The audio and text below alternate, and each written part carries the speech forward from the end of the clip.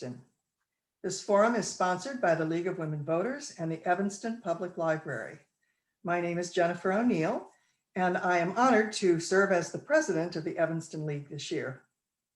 League of Women Voters is a national, nonpartisan political organization dedicated to promoting the active and informed participation of citizens in government. The League takes positions on issues, but neither endorses nor opposes candidates for public office. This forum is being recorded and will be available on demand on YouTube with links to the video on the League website. In addition to questions from League members and community partners, the public was invited to submit questions for this forum. The deadline for questions was 48 hours prior to the event's beginning. The League has reviewed the questions for appropriateness for the office, to ensure the questions are directed to all candidates, and to eliminate duplication. So we're delighted tonight to have candidates to participate in this forum, Diane Goldring, Jonathan Newsman, and Don Wilson. Our moderator this evening is Lolly Watt. Lolly has been involved with her local, county, and state leagues for almost 20 years. She's a member of the Wilmette League, has served on the Illinois Board of Directors, and is currently serving on the U.S. Board of Directors. Lolly is an election judge and enjoys registering voters. So Lolly, I'm going to turn it over to you to get started. Thank you and good evening. This is the forum for candidates for alderman of the 4th Ward in Evanston, Illinois. And I want to start by thanking our candidates because democracy would not be possible if people didn't run for office. And I thank all of those who have joined us to hear from the candidates this evening because obviously democracy also doesn't work if we don't have voters. So thank you for participating in our democratic process. We will get going. The candidates will start in alphabetic order with a 2-minute opening statement. I ask you each to please cover your qualifications for the office you're running for and your top 2 priorities that you would want to tackle in your first term. After that, we will go to 90-second questions. Like I will ask a question, all 3 of you will answer it in turn. I will rotate between you as to who goes first, second, and third. The timer will give us the time and give you an indication when you're running out of time. At the end of the forum, we will have closing statements from each of you in reverse order to the opening statements. And that will be your opportunity to kind of wrap up what you want people to know about you. You are not allowed to use visual aids. And as you have agreed, you will not take pieces of this forum. You may link to the entire forum and use that. So with that, we're going to get going. And I will start by saying that we have the primary election. Early voting begins on February 8th. So it is very close upon us. Election day is February 23rd. I will repeat those dates at the end of the forum. So if anyone watching needs to get a pen and paper to write those dates down, please do so sometime during the next hour, and I will repeat those dates. With that, candidate Goldring, it is your opportunity to give us a 2-minute opening statement. Thank you. First of all, thank you to the League of Women Voters and to Evanston Public Library for co-sponsoring this important forum. As you said, my name is Diane Goldring, and I am running for alderman of the 4th Ward. I have lived in Evanston for a total of 37 years, 9 most recently 9 in the 4th Ward. I grew up here. I went to Oakton and Chute and Evanston Township High School, and I returned to attend Kellogg Graduate School. I am running because there is an opportunity for Evanston to lead on important issues that are facing the nation. And it's been painful for me to watch as we've moved either too slowly or in the wrong direction on a number of important fronts: racial and economic justice, climate change, government transparency, and accountability. Although this is my first run for public office, I have created, led, and volunteered in organizations that serve seniors, youth, children with special needs, and those experiencing homelessness. In my professional life, I worked in nonprofit organizations and I spent 9 years in banking after graduating from Kellogg, primarily in small business finance. Most recently, I spent 20 years as the director of client support for a small internet company, which means I listen to customers and help them solve their complex business challenges. On a personal level, I'm a single mom with sole custody of one teenage son. For challenges facing Evanston, obviously the first one is to recover and rebuild from COVID. And secondly, I would like to strengthen trust in our city government and engage more residents in the decision-making process. Thank you. Thank you very much. Candidate Musma, you're next. Thank you, Lolly, and thank you to the League and to the library for providing this valuable public service. My name is Jonathan Nusma, and I believe I am the best candidate to represent the residents of the Fourth Ward because of my combination of having a track record of experience over the last decade as a community leader and having a fresh approach to engagement and accessibility and transparency. I've been active in the community since moving to the Fourth Ward 13 years ago. I've served on the board of the Democratic Party of Evanston. I was a founding member of Citizens Greener Evanston, later serving that organization as president. And I served on the City's Utilities Commission for 2 terms. So I have been an advocate in front of City Council, and I've worked collaboratively with city staff on a number of issues over the last 10 years. I've seen how the process works for better and for worse, and I'd like to bring this experience to work for the citizens of the Fourth Ward. I'm running on a platform of the E's for the Fourth Ward. E for equity, which includes reparations, affordable housing, public safety. E for environment. We have a really good climate action plan that we need to implement. E for economic development, so we can afford to do all this good work. And E for engagement, because I truly believe that if we work together, we can do these good things. And that's going to require a city council that's engaged, accessible, and transparent. Just a little bit more background on my biography. I am an engineer by training. I work in the renewable energy field. My wife, Chris, is an HR executive. We've got twins in the 4th grade at Washington School, which is going to continue to meet in our living room for another month or 2, it seems. And I'm running for alderman to make Evanston a better place, not only for my family, but for all the families. Thank you. Candidate Wilson, your opening statement, please. Thank you so much. And also thank you to the League and to the Public Library. This is a very important service that you're providing to us. So I live on Main Street with my family, and I've had the honor of serving as alderman in Evanston for the past 3 terms in the Fourth Ward. Since graduating law school, I've been a practicing attorney, and I represent businesses, individuals, and do a little bit of pro bono work here and there. Prior to serving as alderman, I was on the Zoning Board of Appeals. I served on a number of nonprofit boards. I coached more sports teams than I can remember, and that I can probably count, and just really enjoyed my experience in the community. But those experiences really opened my eyes to a lot of needs in the community, and that's why I decided to run in the first instance. I really love my neighborhood, I love my community, and I really love doing this work. As far as some of the priorities, clearly we have to be prepared to emerge from the pandemic. Housing, food, jobs, economic development are all critical as far as putting ourselves in the best possible position to come out of this strong, or at least as strong as possible. We need to attract new businesses, and we have to help our existing businesses recover. In addition, it's really important to help us manage the cost of living here. So that's a really important priority for everyone. That kind of work is really one of the frontline opportunities to pursue equity. Equity is a buzzword that's getting used a lot, but we have to really take a careful look at how we charge people for things, what we charge them for, and we need to, focus on things, like the difference between taxes and fixed costs. We should focus on revenue generating enterprises instead of, charges, things like selling water to other communities. That brings in money without costing our residents. And I just want to keep us moving forward. I think we're on a positive path, and I think we can do more of that. And I'd like to be the alderman and continue with that work. Thank you very much. We will start with candidate Musma on the first question, which is, how will you communicate with ward residents? How will you facilitate their efforts to communicate with you?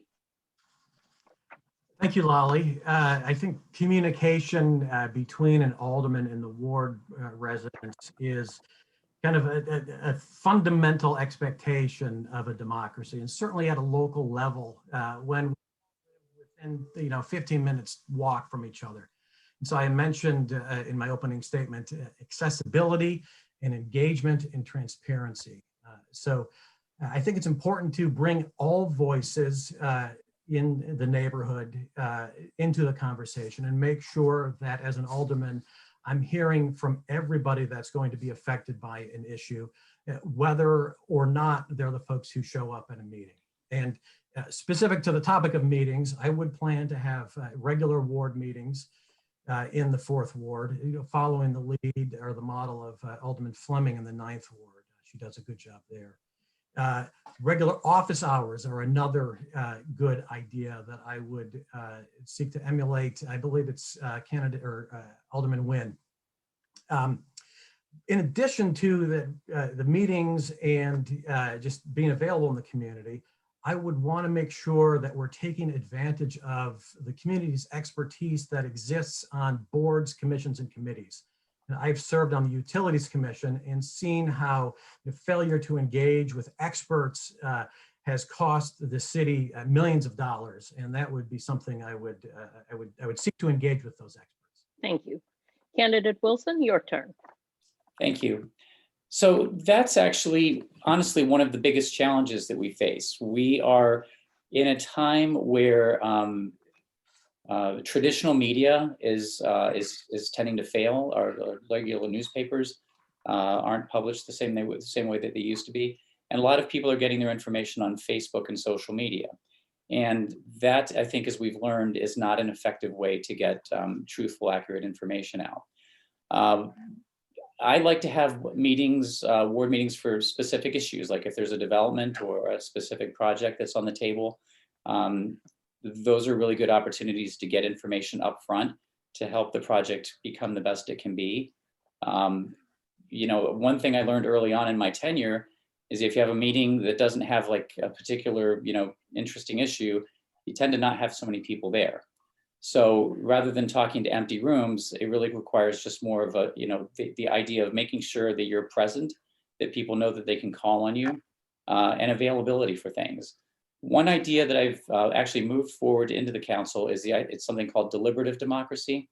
And it's longer than I can explain in 15 minutes or 15 seconds, but that's a process where people can actually participate in a small group in an intensive fashion to really be engaged in an issue, and then they can report back to the legislative body, the council, and give us their input on that. So I really would like to pursue that and come up with a structure for that so we can have that in the future. Thank you very much. Candidate Goldring, your turn.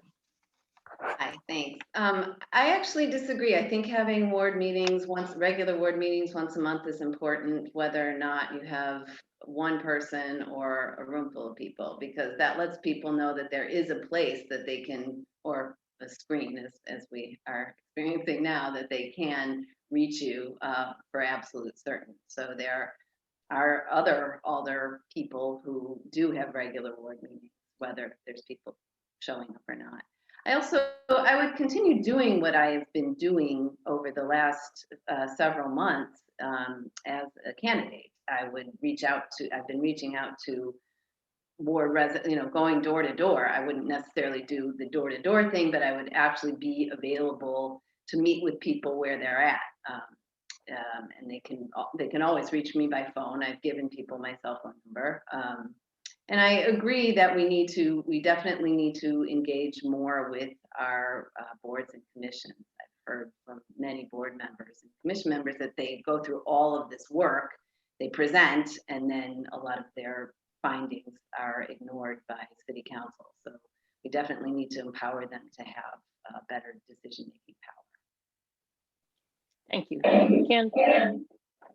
Candidate Wilson, we're going to start with you. We are getting some feedback from somewhere. I'm not sure where. Okay, let's try that again. Candidate Wilson, we're going to start with you on the second question, which is, do residents of the fourth ward have particular concerns that are different from Evanston as a whole? If so, how will you reconcile those differences? I think one of the interesting things about the fourth ward is it's centrally located. So I think, it's sort of the opposite of the question. I think the people in the fourth ward have all of the concerns that everybody else around the city have. Do we have accessibility to the lake, access to the lake? Do we have, the facilities, community centers, access to those community centers, things of that nature? I feel like we've just completed an incredible community center in the fourth ward, which is also fairly centrally located for the whole city. But I think one of the things I've tried to do is to bring people outside of the, buildings and homes into public space.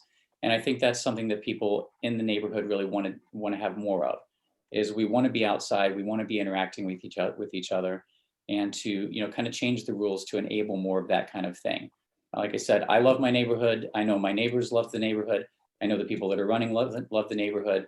And I feel like people really want more of that and more opportunity to be participating in these kinds of things. Safety and infrastructure are really important. Ridge goes through the fourth ward, so we have to really be mindful of, how other people are treating our neighborhood in the course of getting from point A to point B. And that's been a priority of mine as well. Thank you. Candidate Goldring. Can you repeat the question one more time? Sure. Do residents of the fourth ward have particular concerns that are different from Evanston as a whole? If so, how will you reconcile the differences? It's funny, I was going to say almost exactly what Alderman Wilson started by saying, that we are centrally located. So we have a very wide variety of housing types. We have large homes and apartments. So we do have all the concerns of affordable housing and things that people around the city have. I have heard from many residents in the fourth ward that we have not had enough communication about things that are happening around the city. For example, the Vogue Fabrics building that is possibly going to be developed. We had one ward meeting about that at the very, very beginning, and then it's moving along the process and people don't really know what's going on. So that is something in the fourth ward that I've heard that is different from other wards in the city, kind of related back to what the first question was. I've taken a look at some of the 311 data, and the hyper local issues are, broken parking meters, those kinds of things, sidewalks. I've heard a lot of people who think that the intersections around here are too dark, but those things, and rodents, those seem like issues that are sort of citywide. So there's no real need to reconcile that. It's very similar to what is in the city as a whole. Thank you. Candidate Newsman. The fourth ward is representative of Evanston as a whole, rather than particularly unique when it comes to other. Of course, we don't have the lakefront, but we do have three unique small business districts and a portion of downtown. We've got residential neighborhoods of varying income levels, and so all the problems that confront residents throughout Evanston are faced by residents here in the fourth ward. And to echo something that candidate Goldring mentioned, I think one thing that we can do better here in the fourth ward is to have a better relationship with our elected official. And I know that Don prefers meetings only when issues arise. I would follow a different philosophy and have regular meetings and be in regular touch with residents so that we can build relationships, so that we can build trust and get to know each other outside of any particular controversy, outside of a development proposal or Robert Crown. And so that when controversial issues or important issues that need to be discussed, when they arise, we can have a more productive and friendly conversation because we already know each other and we already have a relationship of trust. Thank you very much. For the third question, we will start with you, candidate Goldring. And the question is, how will you support economic development in the 4th Ward and in the city as a whole? Yeah, this is a challenge in COVID times.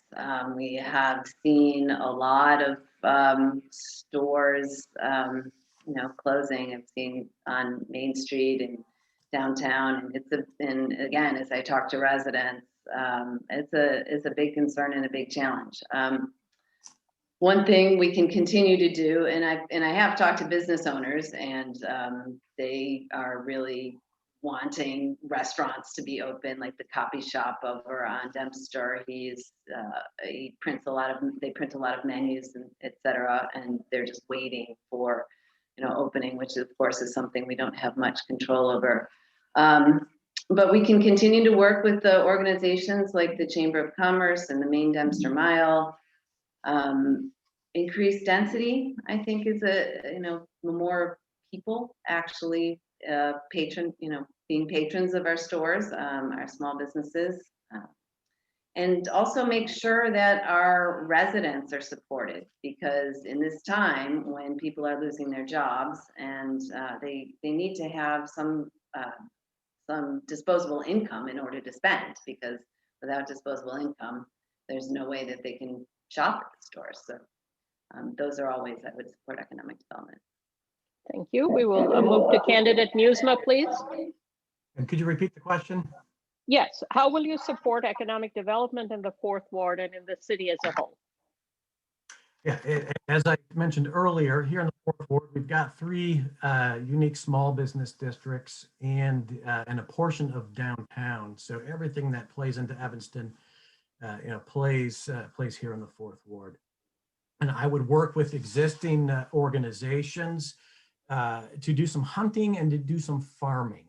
Hunting for new opportunities for Evanston businesses, new customers for Evanston businesses, and farming in metaphorically taking care of the businesses that are already here in town. So working with the Chamber, working with downtown Evanston, working with Main Dempster Mile. And I think we have to play to our strengths and support these local business, these local and unique businesses that are not going head to head with the big box stores or with online retailers. I want to promote Evanston as a destination for arts and entertainment. We've got North Lake Theater, hopefully coming back to the 4th Ward here. We lost a street fest. We lost Custer Street Fair a few years ago. I'd like to try and bring that back, to bring in some business and some outside revenue back to Main Street. In terms of coming back from COVID, doing what we can to close down some streets and make street dining more available and accessible once the weather warms up. That's something I would like to do on a long-term, but maybe not permanent basis. Thank you. Candidate Wilson. So one of the things that I already do is I listen to the businesses and I talk to them. I go into the stores, I go to the restaurants, I talk to the landlords and ask what they need or ask how they're doing. And it's really going to be the businesses and the people who are, again, the businesses and the landlords and the property owners, they're going to come up with the great ideas. We need to relax rules and requirements, which historically I've been very open to doing. If we rewind the clock a bit, 12 years or so ago, you'd be hard pressed to find any outdoor dining anywhere. And like I talked about before, being outdoors, being in community space is a really big priority for me. So I've really pushed my entire time in this job to pursue that narrative, to come up with community space and to allow the businesses to come up with creative ideas to thrive. I personally worked with the businesses to create the Main Dempster Mile. So that's something I'm really proud of. They do incredible work, but they had some great ideas. And the idea of, creating their own taxing district and taxing themselves more, we talked a lot about that. You sure you want to do this? They did, and I think that they've gotten really great results. We've also been doing entrepreneurship grants and training for businesses, and I want to do more of that as well, because that's going to help get new businesses into our small spots and our empty spaces. Thank you. We're going to start with you, Candidate Musma, for the next question, which is, what are your ideas for stabilizing the city budget process? Where can expenses be cut, and what are sources of new revenue? Thank you for that question, Lolly. When I look at the budget, in terms of cuts, I don't believe that there are additional services that should be cut. But that doesn't mean that opportunities to reduce expenditures don't exist. The budget is a 3,000 line document, and if you take the time to swim around in that document, you can find ways to eliminate waste and save money. And I alluded to something earlier, which I'd like to build on a little bit, which related to the litigation at James Park. And in that case, had the appropriate city staff been consulted, or the Utilities Commission, had the experts on the Utilities Commission been consulted, the city would not have spent $8.2 million on ill-fated and fruitless litigation. $8.2 million, that's 80% of the $10 million reparations budget. So there are ways that we can save money without cutting services if we just do a better job of managing the city's budget and spending that money wisely. Thank you, Candidate Wilson. And could you just go ahead and repeat it again? Sure. What are your ideas for stabilizing the city budget process? Where can expenses be cut, and what are sources of new revenue? Thank you. So, having lived through a bunch of budget processes, it's difficult work. There is not, people like to say things like, cut out the waste, cut out the, whatever of the. I really feel like we're at a point where there really is not a lot of that available to cut. One concept that people seem to forget is the idea that every year things cost more. So, theoretically, the taxes and the costs and charges should all go up every year because costs go up every year. So a number of years we haven't had any tax increases. Some years we have had tax increases. But one of the things that I think we really need to try to get away from is this idea of, I call it nickel and diming, but they're really not nickels and dimes. They're fives, tens, and 20s. And they really add up. And when you're adding a fixed cost to people's bottom line that they don't have any discretion over, things like car stickers, you can't avoid that. And that's going to have a disproportionate impact on people who have less resources. I mentioned before, we've done a lot of work to improve our water utility.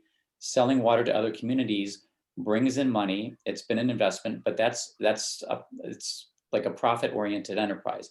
So I want to see us do more enterprise-oriented revenue generation and less sticking people with fixed costs who can't really afford that. Thank you, Candidate Goldring. Thanks. One of the things is I think we need to start bringing residents into the budget process earlier. We start talking about the budget in November, and residents only have a month or so in very short meetings in order to review the budget and come up with ideas and give their comments on it.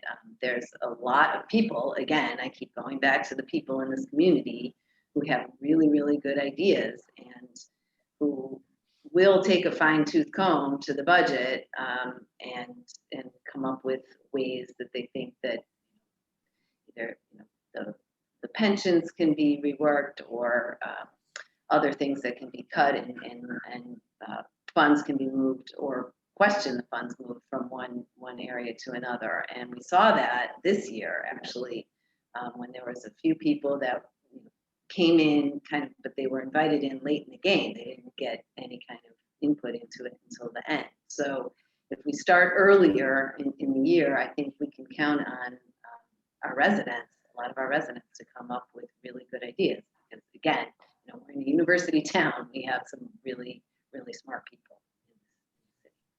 Thank you. For the next question, Candidate Wilson, we're going to start with you. How can the city heal the damage from the pandemic? Does the fourth ward need particular help in dealing with the pandemic? I think that the two big points right now are housing and food security, or food insecurity. The fourth ward does have a lot of apartments and rental properties.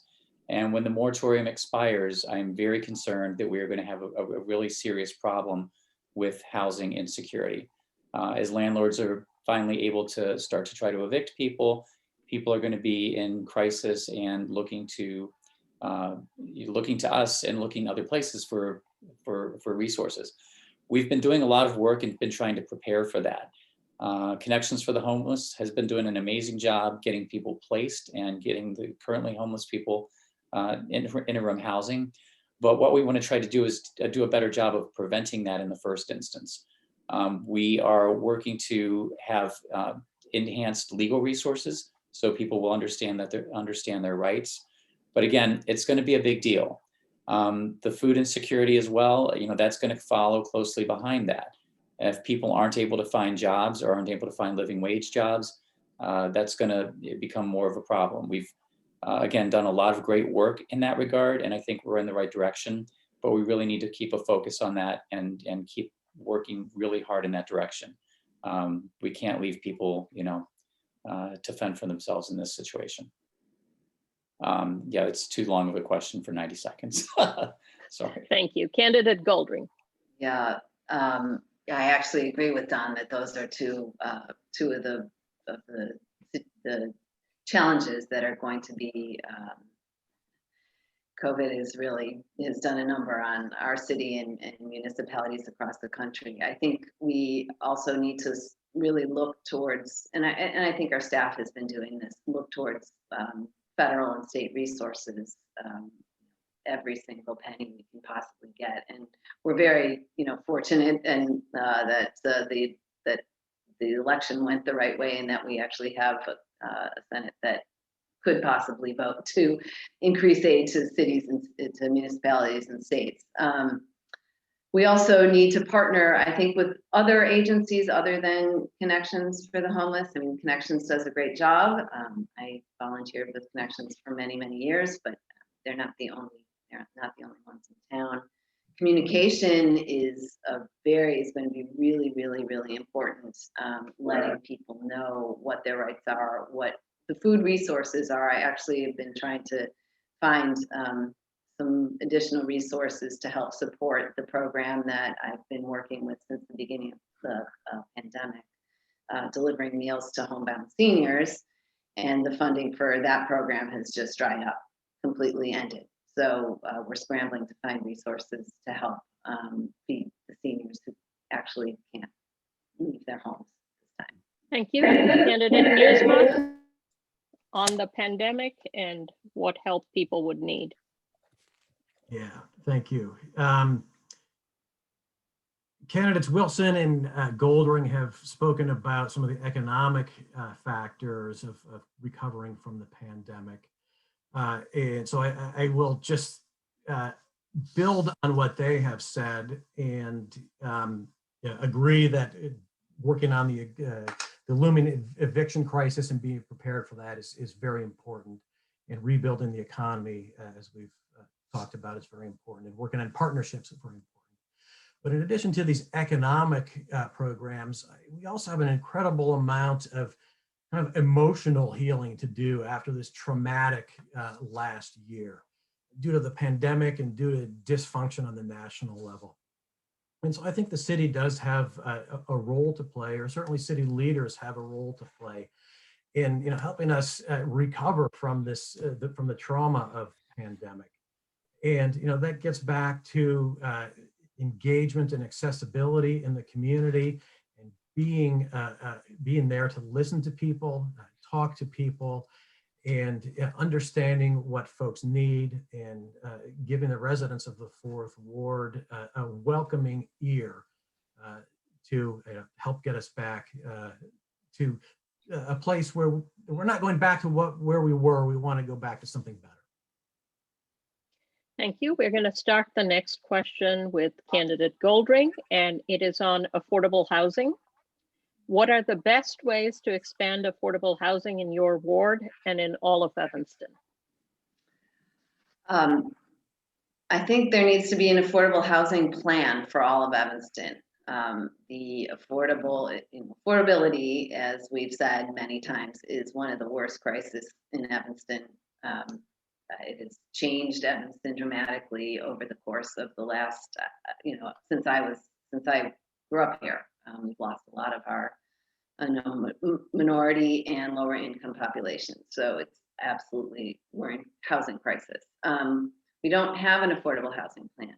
There's an affordable housing steering committee that was meeting, and they stopped meeting back last March. And so we don't have a plan. We don't have targets. We don't have any kind of ideas as far what the need is, other than a 360 some odd waiting list for affordable units.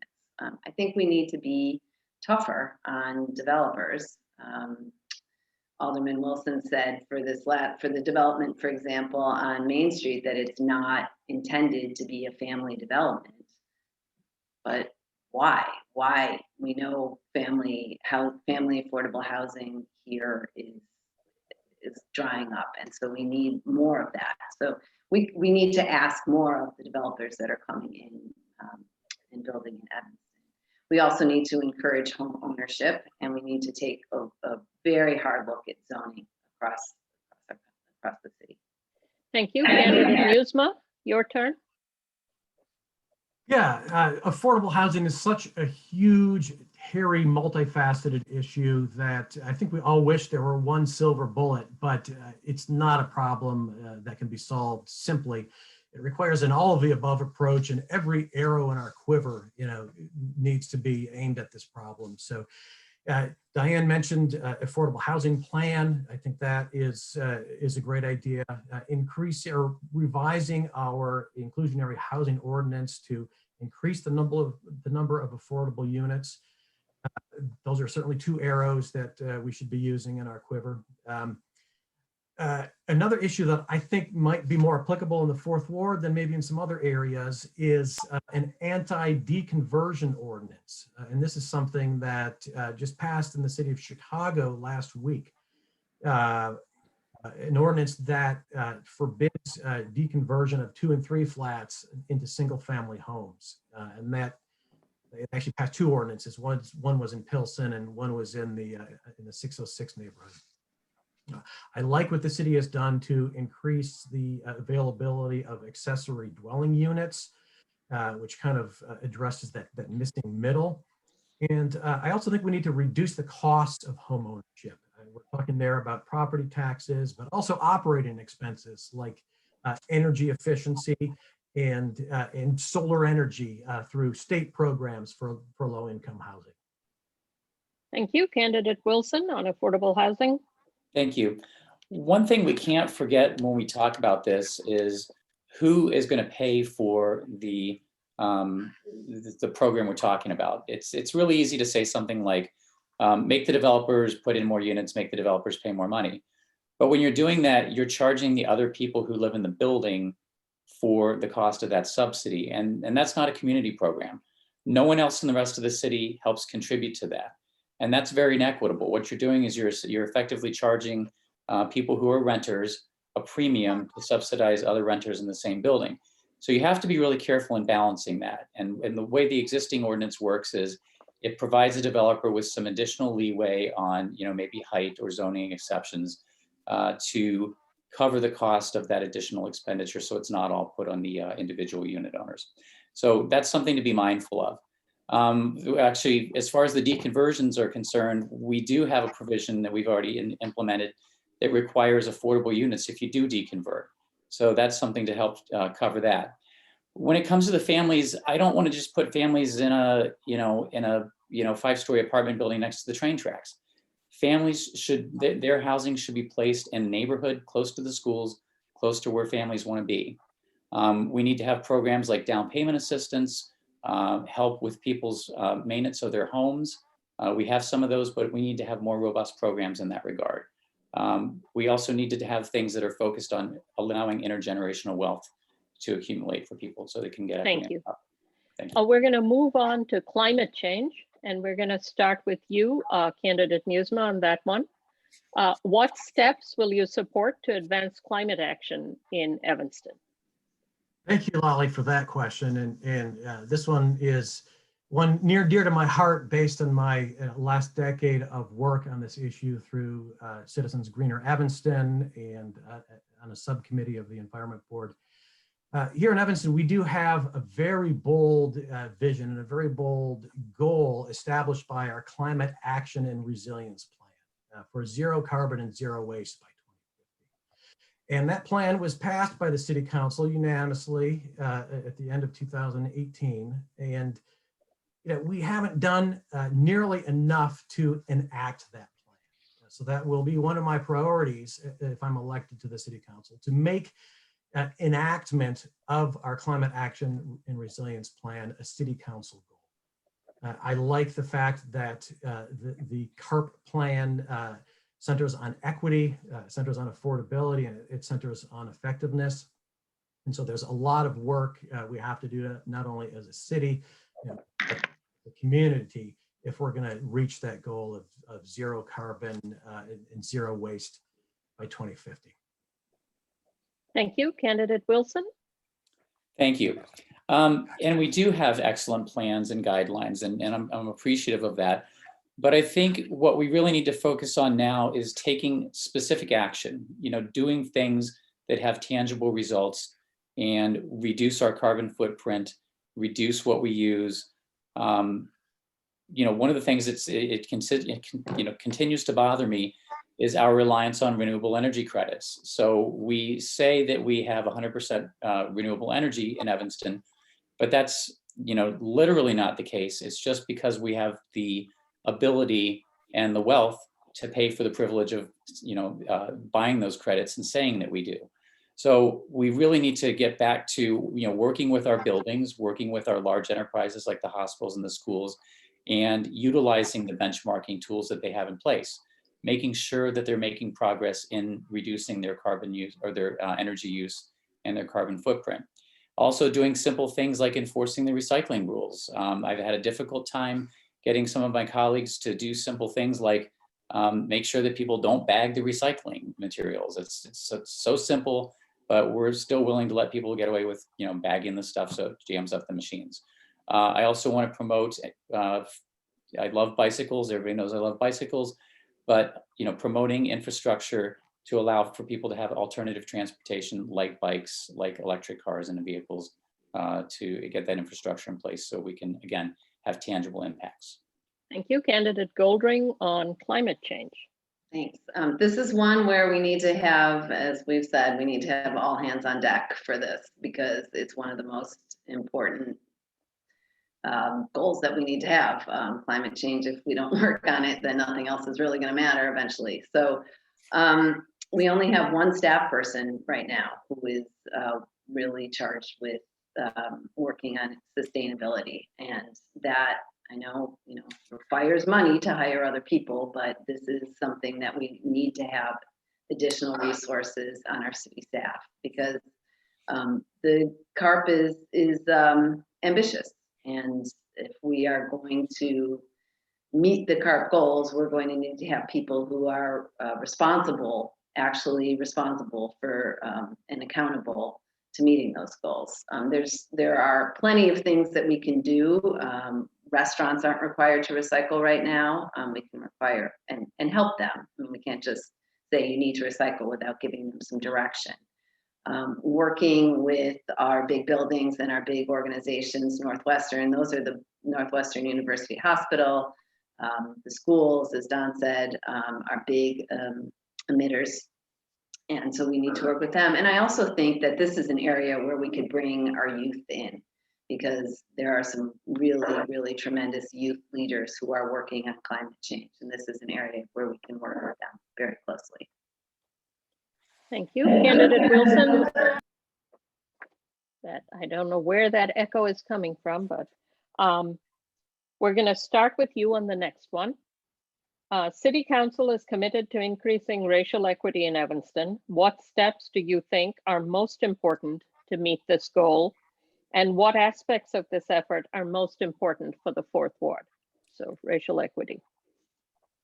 So actually just read it again because it had a couple of the Sure. aspects. Yeah, City Council is committed to increasing racial equity in Evanston. What steps do you think are most important to meet this goal? And what aspects of this effort are most important for the fourth ward? Thank you. I touched on this a little bit before on the idea of, who pays for what and how we're expecting people to, cover the cost of things in the community. And that's sort of, to me, that's sort of the first starting point. We do not have an equitable way of, fully assessing these things. People talk about the idea of taxes being regressive. Taxes in some ways are regressive, but they're not as regressive as these other fixed costs. So I think it's important, again, to get away from that, because these are things that are, they're not equitable from a socioeconomic perspective. We also have lingering things that have been around for a long time, things like beach tokens. I feel like beach tokens historically are a way to keep certain members of the community away from the beaches. Maybe that's evolved. I know that we have programs to provide tokens to other people, but I would like to see us do away with that entirely. The idea that you have to go someplace, fill out a piece of paper or ask for something is not an equitable way of dealing with something. So it's little things and it's big things, but we have to look at everything, through that lens. How does it impact somebody? How does it make them feel? And again, that's much more than a 90-second question. So I guess I'll stop with that. But it's a big important part, and we have to really be focused on that in every aspect. Thank you. Candidate Goldring. Thank you.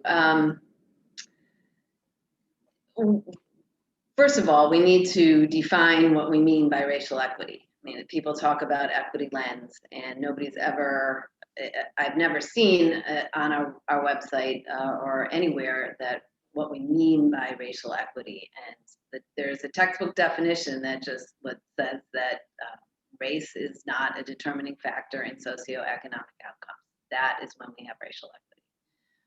I have to say it's ironic to hear Alderman Wilson, after being a promoter of Robert Crown, which is what lots of people, including myself, think is one of the most inequitable projects and the most expensive project in Evanston history to build 2 ice rinks, is talking about evaluating through an equity lens.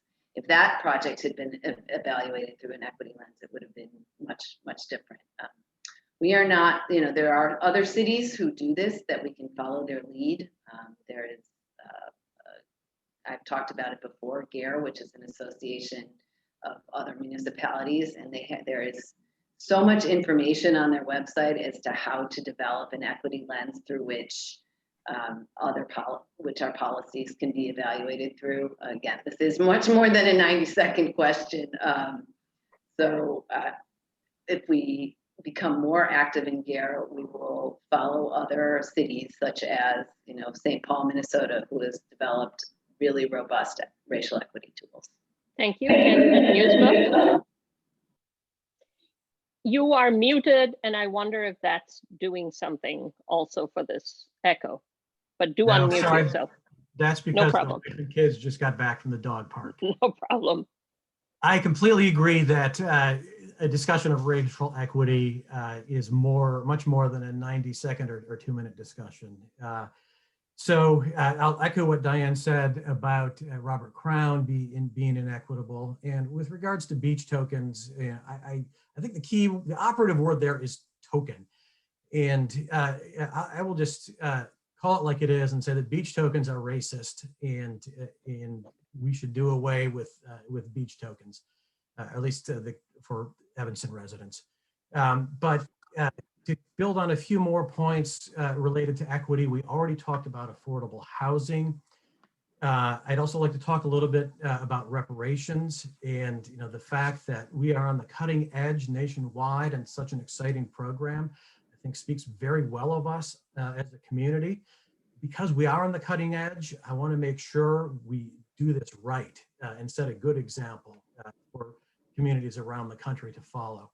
And I think it's key when it comes to reparations that folks like Don and Diane and myself are not making the decisions on how that money is, who's eligible for the money and how it should be spent. It should be the residents that have been affected by the tragedy of historic racism throughout our country's history who are making those decisions. And I would be committed to following the recommendations of the Reparations Subcommittee as long as their process is accessible and engaged. Thank you. And transparent. Okay, we're going to try to squeeze in one more question before we go to closing statements. So if you could keep your answers as concise as possible, we might be able to end on time. And if not, we'll go a minute over. So we're going to start with candidate Goldring. It's an important question. Do you support efforts to transform the 911 emergency response system to provide more social services and fewer police resources? Will this require additional funding? And if so, where should the additional funds be found? Yes. Is that brief enough? No, I do support it. I think I do believe that the Health and Human Services Committee is doing a good job in looking into alternatives to policing, alternatives to 911. We don't need an officer with a gun, as we've said, to respond to every call. I've looked at the 911 data, and it's a lot of things like loose animals. Where should the money come from is the police department, the police budget, which is 35% of our general budget at this point. Is that brief? Thank you. That is, thank you. Candidate Newsma.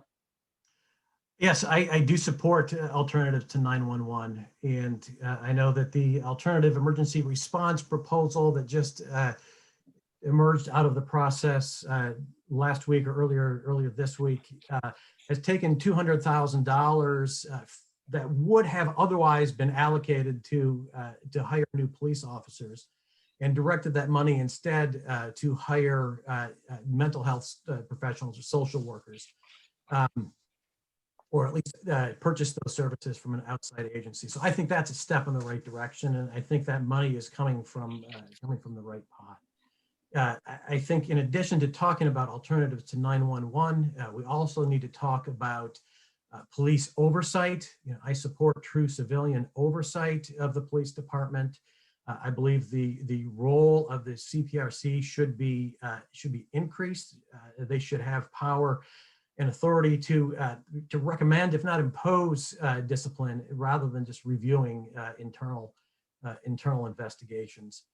And I think transparency is another issue that has to come into play here. And I fully support moving the FOIA responsibility for the police department to the city clerk's office and making data available to the public on a regular basis. Thank you, Candidate Wilson. So I think that ends up being kind of the easiest question. So that's, I think, an easy yes for all of us. Will it cost more? Yes, it definitely will cost more, but I think it's important to make that investment. Some of that cost can be covered by, again, redirecting some funds from the police department. I know that we have some positions that have been kept vacant. I think what we will learn over the course of the next year is that the department can do fine without those positions being filled.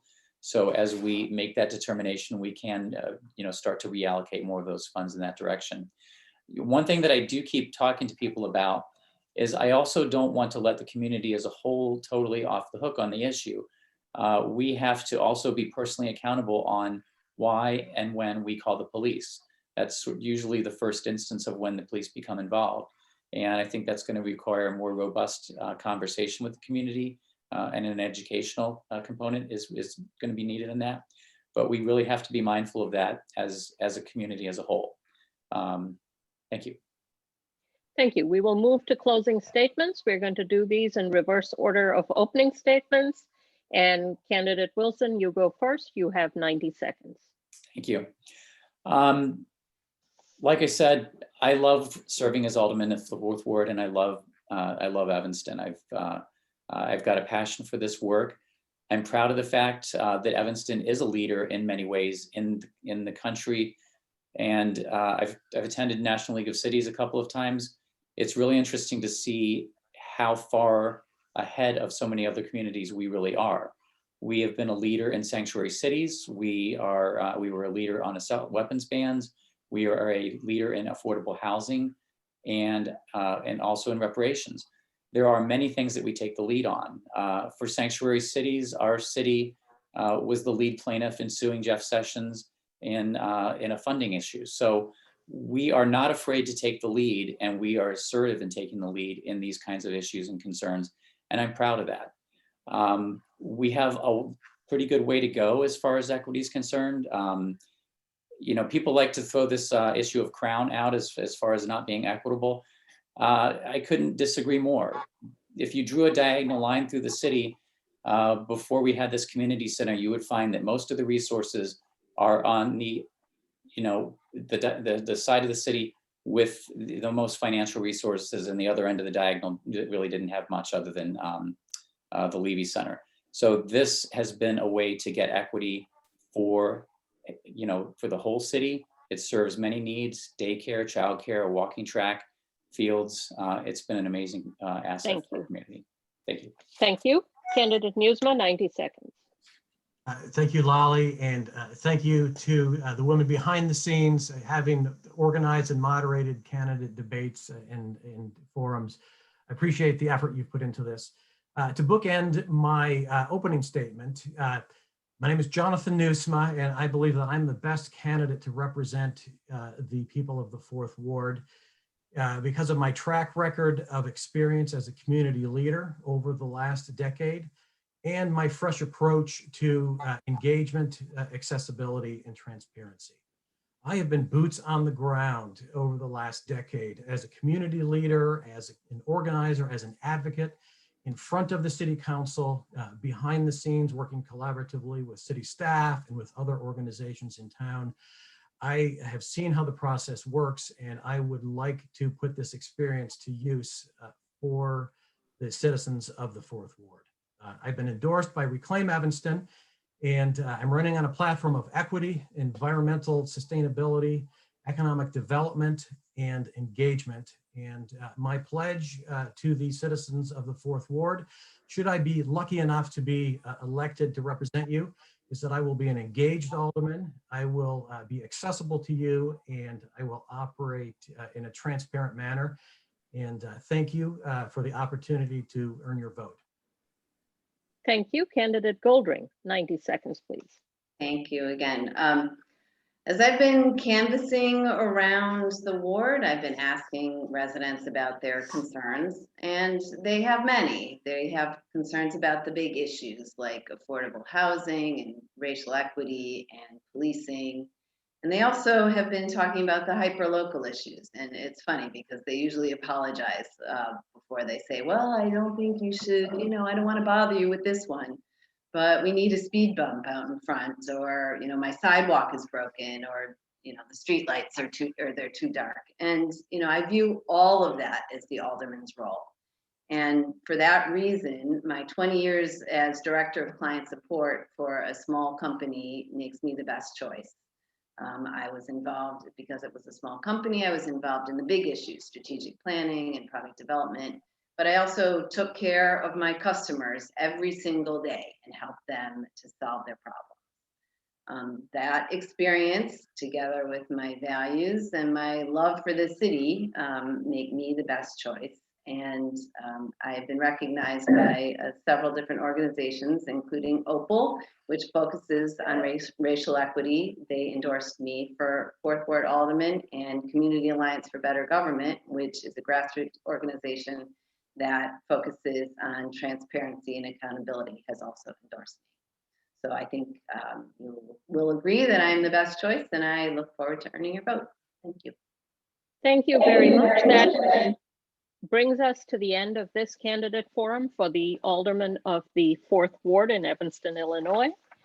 Thank you to the Evanston Public Library partnering with the League of Women Voters to bring this.